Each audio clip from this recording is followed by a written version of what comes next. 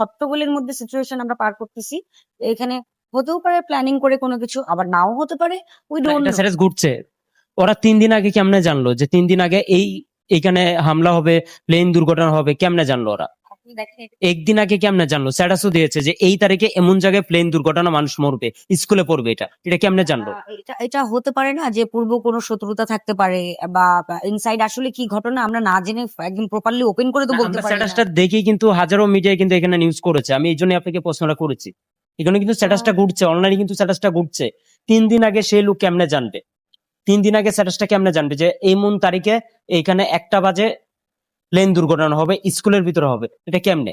সেই প্রমাণ তো আমাদের কাছেও আছে, স্ট্যাটাসটাও আছে। বাংলাদেশ তো, সত্য কথা এখানে সবই সম্ভব যা দেখছি। তো হতেও পারে এমন কোনো কিছু, কেউ কোনো শত্রুতার জেরে এটা আপনি করেছে, কি আবার সুস্থ নাও বিচার হতে চান? পারে। এই যে এতগুলা লোক জোরে পড়লো। ডেফিনেটলি, ডেফিনেটলি ওখানে তো আমি থাকতে পারতাম, আমার বাচ্চা থাকতে পারতো, আমার বাবা থাকতে পারতো, কেউ একজন থাকতে পারতো। ডেফিনেটলি এটার সুস্থ একটা বিচার হোক, এবং বিচার হয়েও আসলে কি হবে, প্রাণগুলো তো ফিরে আসবে না। বাট আসলে আল্লাহর কাছে আমি সাহায্য চাইবো বাংলাদেশের জন্য, এছাড়া বলার কিছুই নাই। কজ আম খুবই অসুস্থ একটা পরিবেশের মধ্যে দিয়ে যাচ্ছি, আর শিল্পীদের কথা তো বাদই দেই। এই একটা সুন্দর কথা বললেও মানে কমেন্টেও আমাদেরকে এখানে একটা স্ট্যাটাস হ্যারাস দিয়েছে করে দেখলাম, হয়ে সবাই যাচ্ছে। সাথে যেমন শাকিব খান স্ট্যাটাস দিয়েছে, প্রতিবাদ করেছে। অপু বিশ্বাস, বুবলি থেকে শুরু করে অসংখ্য পরিমাণ শিল্পীরা কিন্তু এখানে স্ট্যাটাস দিয়েছে। স্ট্যাটাস দুঃখ প্রকাশ করেছে। যারা তারকা আছে তারকারা কিন্তু স্ট্যাটাস দিয়েছে, অথবা জানে সুখ প্রকাশ করছে। শাকিব খানও কিন্তু থেমে নেই। অনেকেই বলে যে শাকিব খান কিছু পাশে দাঁড়ায় না। প্রত্যেকটা বিপদ আপদে দেখেছি যে শাকিব ভাই থেকে শুরু করে অপু থেকে শুরু করে সব আর্টিস্ট কিন্তু পাশে দাঁড়ায়। সব কিন্তু এসে পাশে দাঁড়াইছে। কি বলার আছে? দেশের মিডিয়া কি, আমি, আপনি, আমরা, আমরাই তো আর্টিস্ট, যারা তারাই তো একটা দেশকে বা একটা সমাজকে সুন্দরভাবে সংস্কৃতি যারা করে আর কি, সংস্কৃতির সাথে রিলেটেড যারা, তারাই তো আসলে প্রেজেন্টটা করে। তাদের থেকেই কিন্তু জনগণ, পাবলিক এরা কিন্তু আসলে অনেক আমাদের তো মানে আসলে যারা মিডিয়া পার্সন, যারা সুপারস্টার সাকিব খান বলেন বা এই লেভেলের যাদেরকে বলেন, তাদেরকে সবাই ফলো করে। তো ওরা যা করবে তাই কিন্তু হাফ জনগণ কিন্তু তাই কপি করবে। সো ডেফিনেটলি তারা ভালো মানুষ, ডেফিনেটলি তারা অনেক কিছু জেনে শিখে আসছে, এবং তারা অবশ্যই দেশের জন্য কিছু করতে চায়। কারণ শাকিব খান যখন বাইরের দেশে কাজ করে, ওকে বাংলাদেশের না? ইন্দ অব দ্য ডে পাসপোর্টটা কোথাকার?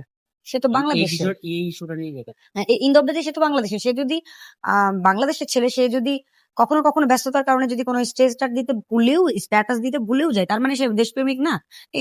এটা না আসলে। মানে সে একটা ইম্পর্টেন্ট ব্যক্তি, হতে পারে কোনো কাজে ব্যস্ত আছে, কোনো একটা প্রতিবাদ জানাতে পারলো না, বাট সে যদি বাইরে যে কোনো কিছু অ্যাচিভ করে, সেটা কিন্তু বাংলাদেশ পায়। সেটা কিন্তু একা সাকিব সাকিব খান একার আর নেই, রাইট?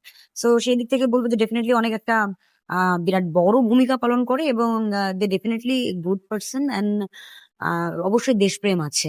দেশপ্রেম ছাড়া আসলে সে তো ইন্ডিয়ায় বা আমেরিকায় যে আমেরিকান পাসপোর্ট করে ওইখানেই সিনেমা করতে পারতো। আমি এই তো সুযোগগুলো থাকে, হ্যাঁ, কেন এই দেশে বারবার ফিরে আসছে তাহলে? আমি একটা ইন্টারভিউ একটু ছবির দিকে তাকাও। দর্শক, কালকা যে উত্তরার প্লেন দুর্ঘটনায় যে হাজার হাজার মানুষ স্কুলে যে কিন্তু প্লেন দুর্ঘটনা মানুষ মারা গিয়েছে, পুড়ে গিয়েছে। সেই জিনিসটা কিন্তু আমি কালকা তার আগে স্পোর্টে গিয়েছিলাম।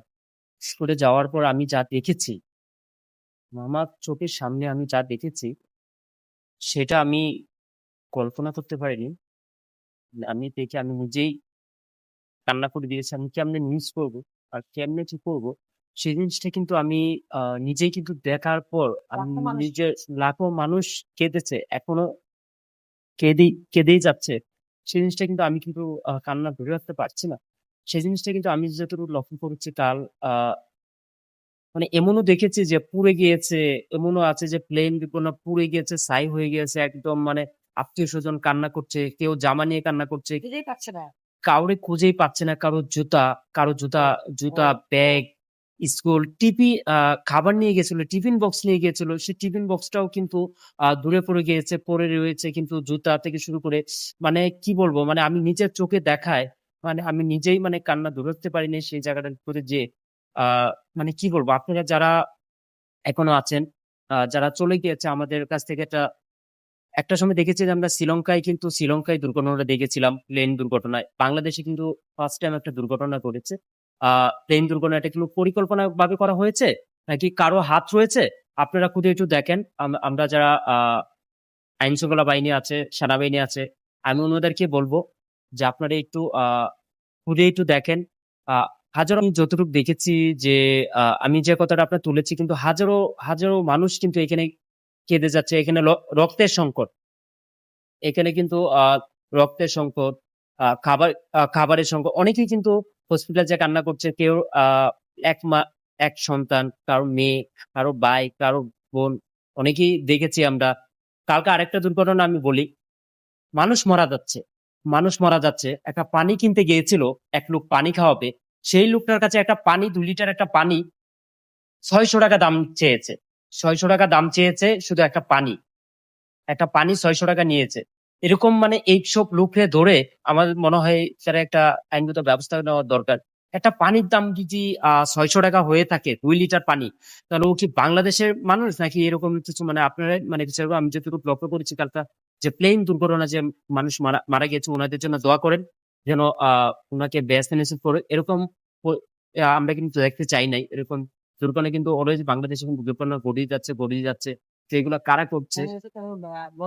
আ বাংলাদেশের মানে আমরা ৫ই আগস্টের থেকে দেখছি যে একের পর এক সমস্যা হচ্ছে, একের পর এক সমস্যা হচ্ছে। সেই জিনিসটা যদি আমরা লক্ষ্য করি আপনারা দয়া করে পাশে থাকেন। আর যারা আমাদের মাঝখানে চলে গিয়েছে উনাদের জন্য দোয়া করেন।